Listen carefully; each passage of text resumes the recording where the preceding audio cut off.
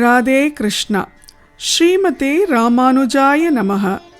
யோ நித்யம் அச்சுத பதாம்புஜ யுக்ம ருக்ம வியாமோகதாம் ஸ்ததிதராணி த்ரிணாய மேனே அஸ்மத் குரோர் பகவதோ தயைக்க சிந்தோஹோ ராமானுஜஸ்ய சரணம் சரணம் பிரபக்ஞே. அழகாக பேசின்னு வரா. இன்னைக்கு 50வது வாக்கியம் நம்ம பார்க்க போகிறோம். 41லேருந்து சொல்கிறேன். மண்பூவை இட்டேனோ குரவ நம்பியை போலே, மூலமென்று அழைத்தேனோ கஜராஜனை போலே, பூச கொடுத்தேனோ கூனியை போலே, பூவை கொடுத்தேனோ மாலாக்காரரை போலே, வழியடிமை செய்தேனோ லக்ஷ்மணனை போலே, வைத்தெடுத்து இருந்தேனோ பரதனை போலே, அக்கரைக்கே விட்டேனோ குஹப் பெருமாளை போலே, அரக்கனுடன் பொருதேனோ பெரிய உடையாரை போலே, இக்கரைக்கே சென்றேனோ விபீஷணனை போலே, இனியதென்று வைத்தேனோ சபரியை போலே. 50வது வாக்கியம். இனியதென்று வைத்தேனோ சபரியை போலே. நம்ம எல்லாருக்கும் அந்த சபரியோட கதை தெரியும். அந்த கதையில் இருக்கிற அழகான அந்த சாராம்சத்தை தான் இந்த பெண் பிள்ளை ராமானுஜர்கிட்ட சொல்கிறா. சபரி அவள் ஒரு வேடவச்சின்னா வேட்டாடுற ஒரு பெண். அவள் ஒரு தடவை வேட்டை ஆடிண்டே இருக்கிறச்சே இந்த மதங்க மகரிஷியோட ஆசிரமம் கிட்ட அந்த இடத்துல வேட்டையாட வரா. அந்த இடத்துல இந்த மதங்க மகரிஷியோட ஆசிரமத்தை பார்க்குறா. ஆசிரமத்தில் இருக்கிறவாள்லாம் அந்த ஆச்சாரியர்கள் முனிகள்லாம் அவள் பண்ணுறதெல்லாம் பார்த்து அவள் அப்படியே மயங்கி போய்ட்றா. ஏன்னா அவளுக்கு அந்த தப்போ வாழ்க்கை அவளுக்கு ரொம்ப பிடிச்சிருக்கு. ஏன்னா அவள்லாம் கார்த்தால எழுந்து அழகாக நதியில் போய் தீர்த்தமாடி, அதுக்கப்புறம் அழகாக வேதங்களெல்லாம் சொல்லி ஜபம் பண்ணி சின்ன முத்ரா வச்சுட்டு யோகா பண்ணுறது, அந்த மாதிரிலாம் ரொம்ப அழகான ஒரு வாழ்க்கை அவளுது. ஸோ அந்த மாதிரியான வாழ்க்கையை பார்த்துட்டு அவளுக்கு அப்படியே அந்த வாழ்க்கையில் அவளும் இருக்கணுன்ற மாதிரி ஒரு மனசு லைக்கிறது அவளுக்கு. அவள் இந்த முனிகளெல்லாம் பார்த்துட்டு ஒரு மரத்தோரமாக நின்றுண்டு அவள் தினம் பண்ணுறத கவனிச்சுட்டே வரா. அது மட்டும் இல்லையா, அவள் தினம் அந்த ஆசிரமத்துலேருந்து நதிக்கு போவா தீர்த்தமாடுறதுக்கு. அந்த போகிற வழி பாதையிலெல்லாம் முள் கல் எல்லாம் இருக்குமா. அதெல்லாத்தையும் அழகாக அவள் க்ளீன் பண்ணி அந்த பாறையெல்லாம் அந்த படியெல்லாம் ஏடாகுடமாலாம் இருக்குமா, அதெல்லாத்தையும் சரி பண்ணி அந்த மாதிரிலாம் பண்ணி வைக்கிறாளாம். ஆனால் ஒழிஞ்சுன்னு பார்த்துட்டுருக்கா. இப்படி இருக்கிறச்சே ஒரு நாள் மதங்க முனி அவளை கவனிச்சுட்டு அடி பொண்ணே நீ யாருன்னு கேட்குறா. அவள் உடனே சொல்கிறா, எனக்கு நீங்கள்லாம் பண்ணுறதை பார்த்து எனக்கு ரொம்ப ரொம்ப சந்தோஷமாக இருக்குது அப்படின்ன உடனே நீயும் நம்ம ஆசிரமத்தில் தங்கலாம் அப்படின்னு மதங்க முனி சொல்லிடுறார். சொன்ன உடனே அவளுக்கு ரொம்ப சந்தோஷமாக அழகாக அந்த ஆசிரமத்தில் எல்லா பணிவிடைகள்லாம் செஞ்சுட்டு அங்கேயே தங்கிடுறா. அவள் தினம் காத்தால் எழுந்து வாசல் தெளித்து கோலம் போடுறது, அவளுக்கெல்லாம் பழம்லாம் எடுத்துன்னு கொடுக்கறது, அவளுக்கான துணிகளெல்லாம் துவச்சி கொடுக்கறது, அதெல்லாம் அந்த மாதிரி கைங்கரியம் பண்ணிட்டு அவள் பாட்டுக்கு ஆசிரமத்தில் இருக்க தொடங்கிட்டா. அப்போது இப்படி இருந்துட்டுருக்கிறச்சே மதங்க முனி ஒரு நாள் எல்லா சிஷ்யர்களெல்லாம் கூப்பிட்டுட்டு எல்லாரும் உட்காந்த உடனே அவர் அனௌன்ஸ் பண்ணுறார், அவர் பரமபதிக்க போகிறேன் அப்படின்னா என்ன அர்த்தம், நான் மோட்சம் அடைய போகிறேன் அப்படின்னு அனௌன்ஸ் பண்ணுறார். அப்போ உடனே அனௌன்ஸ் பண்ணிவிட்டு ஒருத்தர்கிட்டையும் உனக்கு என்ன வேணும் நான் அதை கிராண்ட் பண்ணுறேன் அப்படின்னு சொல்லி ஒவ்வொரு சிஷ்யார்கிட்டையும் கேட்குறார். ஸோ ஒவ்வொரு சிஷ்யராக கேட்குறச்சே ஒருத்தர் எனக்கு நல்ல பாடகனாக ஆகணும் அப்படின்னு ஒருத்தர் சொல்கிறார். ஒருத்தரும் ஒன்று சொல்லிக்கிறா அவள் இந்த மாதிரி ஆகணுன்னே அவர் எல்லாருக்கும் அனுகிரகம் பண்ணுறார். அப்போ உடனே சபரியோட டேர்ன் வருது. சபரிக்கிட்ட கேட்குறார், உனக்கு என்னம்மா வேணும் அப்படின்னோடனே சபரி ஒரு நிமிஷம் யோசிச்சுட்டு கேட்குறா, இந்த மாதிரி நீங்கள் எங்கே போகிறீள் அப்படின்னு கேட்குறா. அப்போ உடனே அவர் சொல்கிறார், நான் மோட்சம் அடைய போகிறேன் அப்படின்னோடனே அங்கே யார் இருப்பா அப்படின்னு கேட்குறார். அங்கே நாராயணன் தான் இருப்பார். அங்கே பசி தெரியாது, தாகம் இருக்காது, தூக்கம் வராது, தூக்கம் இருக்காது, நமக்கு வலி தெரியாது, வேதனை கிடையாது, சுகம் கிடையாது, துக்கம் கிடையாது. அப்படின்னா அப்போ என்ன இருக்கும் அங்கே அப்படின்னா நாராயணனோட அனுபவங்கள் அங்கே கிடைக்கும், நிறைய கிடைக்கும் அப்படின்னு. அப்போ உடனே சபரி சொல்கிறா, எனக்கு அப்போ உங்களோட வரணும் அப்படின்னு சொல்கிறா.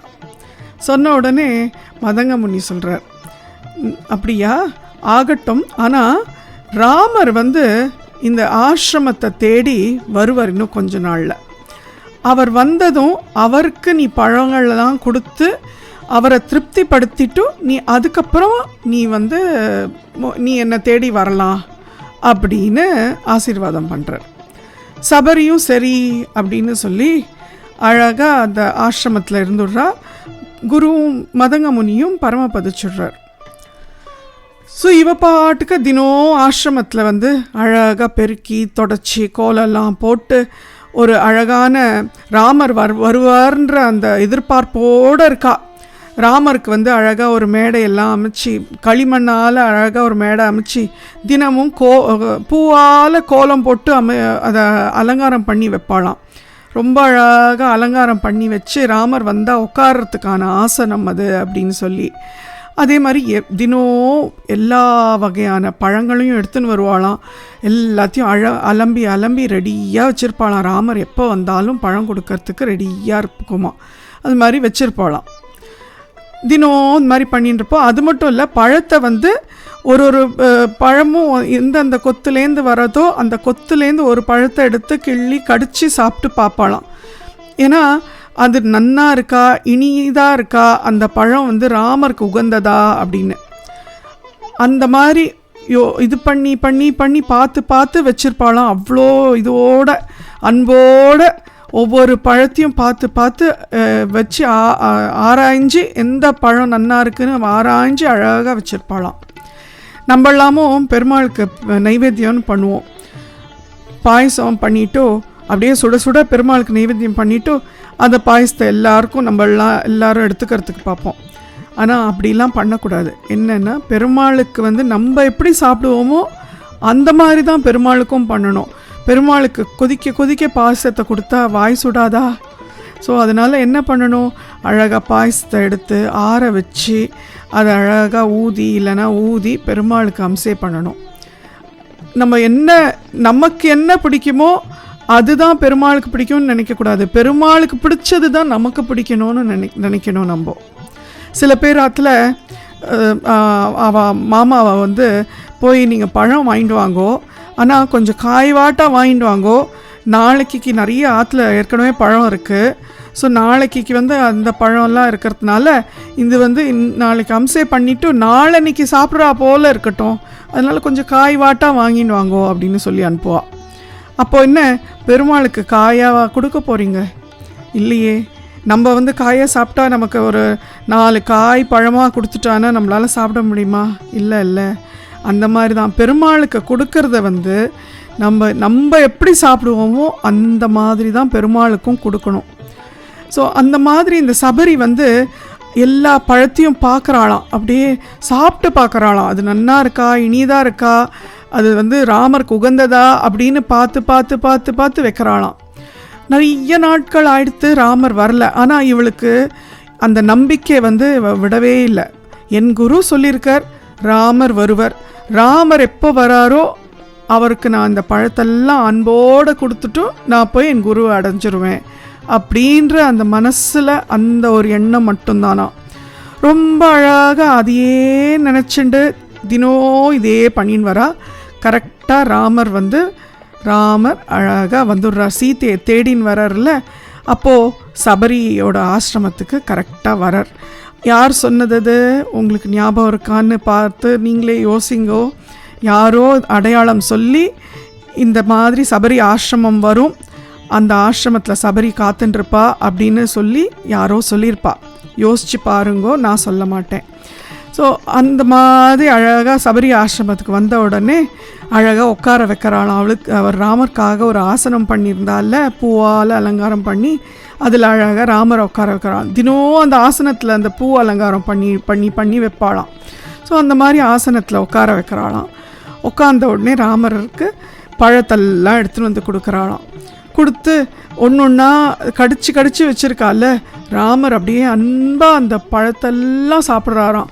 அப்புறம் சொல்கிறாராம் ராமர், இந்த மாதிரியான பழம் நான் என்னோட அப்பா கொடுத்தும் நான் சாப்பிட்டதில்லை, என்னோட மாமனார் கொடுத்தும் நான் சாப்பிட்டதில்லை, இந்த மாதிரி ரொம்ப இனிதான பழம் இங்கே தான் நான் சாப்பிட்றேன் அப்படின்னு அப்படியே ஆசையாக சாப்பிட்றாராம். லக்ஷ்மணனே பார்க்குறாராம், எப்படி இந்த அண்ணா சீதா மாதாவை தொலைச்சிட்டு இந்த அளவுக்கு பழத்தை ருசிச்சு சாப்பிட்றாரே எப்படி அப்படின்னா, அதுதான் சபரியோட பக்தியாம். அப்பேற்பட்ட ஒரு பக்தி. அந்த பக்தியில் சபரி கொடுக்குற அந்த பழத்தை அப்படி ரசித்து சாப்பிட்றாராம் பகவான். சாப்பிட்டுட்டு கையெல்லாம் அலம்பிக்கிறாராம். சபரி உடனே கேட்குறாராம், உங்களுக்கு இந்த பழம் எல்லாம் நன்னா இருந்ததா, திருப்தியாக இருக்கா அப்படின்னு கேட்குறாராம். பகவானை கேட்கணும் இல்லையா, இன்னைக்கு நான் நைவேத்தியம் பண்ணது உங்களுக்கு திருப்தியாக இருந்ததா இல்லையான்னு கேட்கணும் இல்லையா. நம்ம குழந்தைக்கெல்லாம் நம்ம கொடுக்கறச்சே நம்ம பார்க்குறோம் இல்லையா, குழந்தை திருப்தியாக சாப்பிட்டுதா அப்படின்லாம் பார்க்குறோம். சில அம்மாக்கள் வயிற்றெல்லாம் தொட்டு பார்ப்பா, அடி வயிற்றெல்லாம் தொட்டு பார்ப்பா, வயிறு பூசினா மாதிரி இருக்கா இல்லை இன்னும் கொஞ்சம் அமுங்கிறதா அப்படின்னு, இல்லைன்னா குழந்தை சாப்பிட்டது பத்தலையா அப்படின்லாம். ஸோ அந்த மாதிரி நம்ம எப்படி குழந்தைக்கு நம்ம பார்த்து பார்த்து செய்கிறோமோ, பகவானுக்கும் அப்படி தானே நம்ம பார்த்து பார்த்து செய்யணும். அந்த மாதிரி கேட்குறாள் அழகாக அன்போட. திருப்தியாக இருந்ததா உங்களுக்கு, பழம்லாம் நன்னா இருந்ததான்னொடனே பகவான் பரம திருப்தி, இந்த மாதிரி பழம் நான் சாப்பிட்டதே இல்லை என் லைஃப்லேயே அப்படின்னு சொல்கிறாராம். சொன்ன உடனே அப்புறம் அப்படியே ஒரு நமஸ்காரம் பண்ணுறாளாம் ராமருக்கு. பண்ணிட்டு அப்படியே அக்னி பிரவேசம் பண்ணுறாளாம். ராமர் பார்த்துட்டே இருக்காளாம். என்னடா அப்படின்னா, ராமர் சபரிக்கு மோட்சம் கொடுக்கலையாம். சபரி ராமரோட தரிசனம் ஆனதுக்கப்புறம் அவளுக்கு குருவோட பலனால், குருவோட கிருபை, குரு கிருபை கட்டாட்சம்னால அவளுக்கு மோட்சம், அவளுக்கு குருவோட இதனால மோட்சம் அவளுக்கு கிடச்சிடுத்து. ஸோ அதனால் அவள் அக்னி பிரவேசம் பண்ண உடனே நேர வைகுண்டத்துக்கு வந்துடுறாளாம். வந்தால் நாராயணன் அவளுக்கு பூர்ண கும்பத்தோடு வரவேற்கிறாராம் சபரியை. இந்த மாதிரியான ஒரு பக்தி, அப்பேற்பட்ட பக்தி பெருமாளே மெச்சிக்கிறாளாம். அந்த மாதிரியான பக்தியை அப்படியே மெச்சுண்டு அவள் உடனே வைகுண்டம் வந்த உடனே அவள் இந்த பூர்ண கும்பத்தெல்லாம் பார்க்கவே இல்லையா, அதெல்லாம் கண்டுக்கவே இல்லையா. அவள் என் குரு எங்கன்னு தேடின்னு வரலாம். அதுதான் குரு பக்தி. குருவுக்கு பக்கத்தில் சபரி எப்போதுமே இருப்பாளாம். அந்த பக்தி அடியாளுக்கு இல்லையே சுவாமி அப்படின்னு இந்த பெண் பிள்ளை ராமானுஜர்கிட்ட சொல்கிறா. யார் இந்த ராமானுஜர்?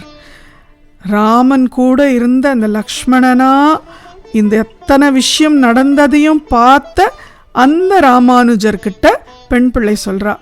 சபரி மாதிரி இனியதென்று வைத்தேனே, சபரி போலன்ற மாதிரி நான் அந்த மாதிரிலாம் இல்லையே. அடியாள் ஒரு மொசல் புழுக்க சுவாமி, வரப்பில் கடந்தா என்ன, வயலில் கடந்தா என்ன, என்னால் எந்த பிரயோஜனமும் இல்லை சுவாமி, அதனால் நான் அந்த ஊரை விட்டே போகிறேன் அப்படிங்கிறாளாம். இதில் என்ன பியூட்டின்னா, ராமானுஜருக்கு சபரியை அவ்வளோ பிடிச்சி போச்சான். ஏன்னா லக்ஷ்மணனாக இருந்து சபரியை பார்த்த போது அந்த பக்தியை அப்படி ரசிச்சாரா லக்ஷ்மண். ஸோ அதனால் ராமானுஜருக்கு ரொம்ப பிடிச்ச ஒரு பர்சன் இந்த சபரி தான். அதனால பெண் பிள்ளை சபரியை பற்றி பேசின உடனே அவருக்கு அப்படியே ஆனந்தமாக இருந்ததான். ஏன்னா அந்த பக்தி அவர் அனுபவிச்சாராம்.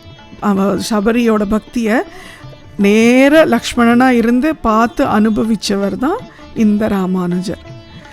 ஸோ இந்த வாக்கியத்தை தான் அழகாக பெண் பிள்ளை சொல்கிறா.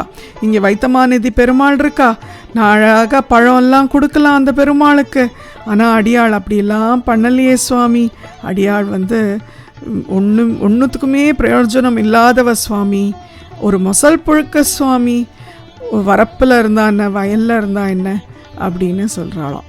அதனால ஊரை விட்டே போகிறேன் சுவாமின்றானாம். இதோட நம்ம 50 வாக்கியங்கள் முடிச்சிட்டோம். இன்னும் 31 வாக்கியங்கள் இருக்குது. நம்ம நாளைக்கு பார்ப்போம். ராதே கிருஷ்ணா. ஸ்ரீமதே ராமானுஜாய நமஹ.